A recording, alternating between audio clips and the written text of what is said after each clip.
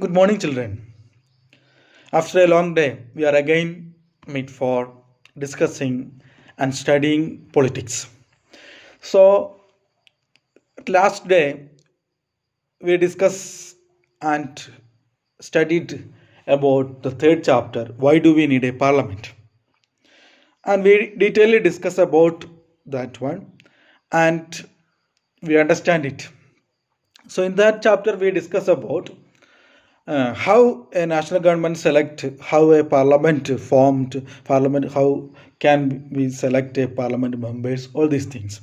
And at last we conclude that a chapter that we need a parliament for making laws and for controlling the government and for the representation of the people. This parliament always stand for the people because the people select the members of the parliament. So like that we conclude that chapter. We need a parliament for making laws and controlling government and guiding people. We need a parliament, so it is very important. So the main function of the parliament is that law making. There is a very important function of the parliament, that is law making. Okay.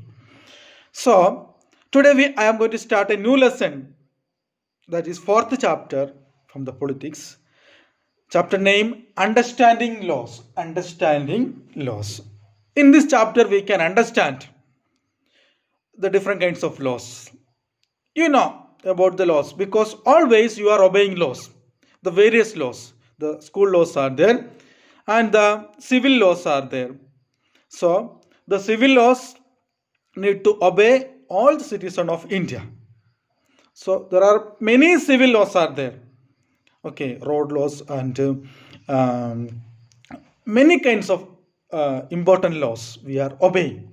So for getting a job or for writing an exam or for all the things, for getting a certificate from the government, there are laws. Okay, so the government is working through laws. The government is working through laws. So laws are very important for the functioning of a country. That is very important. So through that, government and country is moving, functioning very nicely. So the important thing is that if we do not obey the laws, means we will get punishment. That is the important things. Okay, the laws for all, and if any citizen is violating laws, means it is a punishable offense. That is a very important thing. So we are discussing and debating and understanding. We have to understand all these things from this chapter. Then the first point from this chapter, that is, do laws apply to all? That is the first point. Do law apply to all? In 7th standard, we studied about the state government, that we said that all are equal before the law. All are equal before the law. That means all the citizens of India, without any discrimination, all are equal before the law. That means even the president of India and me and you and your parents are obeying same laws. So there is no any specialities. Okay, I also need to obey the civil laws. The same things the president of the India, the highest person, important person, or the superior of the India, have to also obey the same law. That is known as rule of law. That is known as rule of law. Rule of law means no one is not above the law. Above the law. Law is above all other things. So that means there is no any discrimination. So law is given for all, and all the citizens is under the control of law. No one is not above the law.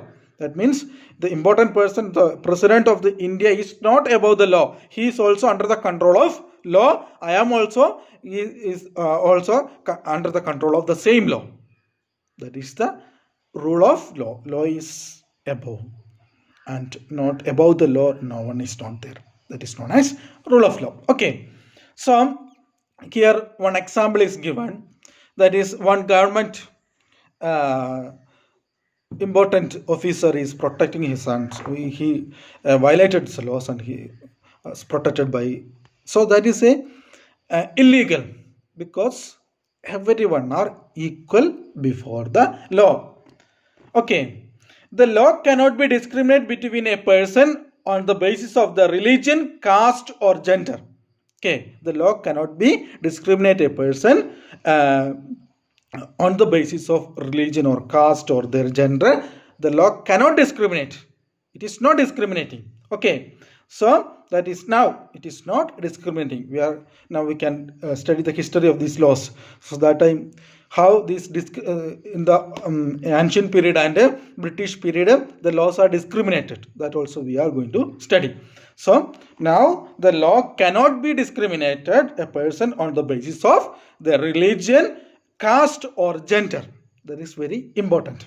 Okay, so the rule of law, that means rule of law means is that all laws apply equally to all citizens of the country and no one can be above the law. That is known as rule of law. So I think you are understanding what is rule of law. The rule of law means is that all laws apply equal to all citizens of the country and no one can be above the law. No one can be above the law. That is known as rule of law.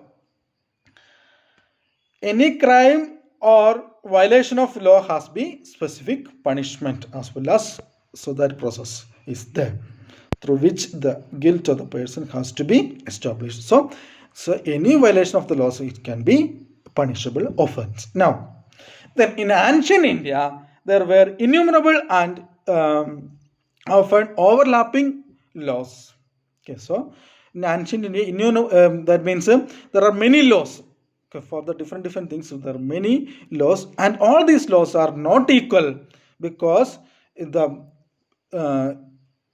that means about the it is based on discrimination. That means the laws is not equal for all. Okay, so that is known as in ancient India. So that is very important. It is differentiating and differentiating different communities enjoyed different degrees of autonomy in administrating their laws. So that means the different community enjoyed different degrees of autonomy. That means we can among them on in the same cases the punishment also. So that means this is a different degree of laws. That means based on caste and money and their jati, they are enjoying different laws because the punishment of the laws, if the higher caste and the lower caste are there, if higher caste and the lower caste is violating same law, means the punishment is different. Okay, that means the higher caste only getting less punishment and the lower caste is getting higher punishment. So that is discriminating the people. So the ancient laws is discriminating the people. Some cases the punishment that two persons received for the same crime vary depending on their caste background, with the lower caste being more harsh punishment. So that is a very important thing. That is a discrimination. The ancient period, the same crime is doing the same two persons. That means one is higher caste and maybe one is lower caste. But here, the ancient period, the laws the lower caste is getting higher punishment and the higher caste is getting only less punishment. That is in the ancient period. Okay, so the lower caste, based on their jati, the lower caste is harshly punished. Okay, that is in the ancient period. In the British, when we are coming to the British period, the law was colonialist. The British colonialists introduced the rule of law in India. So the British colonialists introduced the rule of law in India. So that means the British laws are arbitrary. Or what do you mean by arbitrary? Arbitrary means can't question. So without reason, it is a cruel or unjust laws. Okay, so that is known as arbitrary laws. Historians have disputed the claim of several grounds, of which the first, the colonial laws, was arbitrary, and second, the Indian nationalists played a promoter role in the development of the legal sphere in British India. So the British law was arbitrary. One example I will say, that is known as Sedition Act in 1870. Sedition Act in 1870. The British law was arbitrary. One of the best examples is that Sedition Act in 1870. Sedition Act in 1870. That means without reason. The Sedition Act 1870 is saying that without reason or without any reason, the British government can be arrested, and that is a important thing. Very arbitrary laws are cruel and unjust, because without trial, without reason, the people are arrested. So the people can't question the government. If like that questioning or protesting is happening, means the government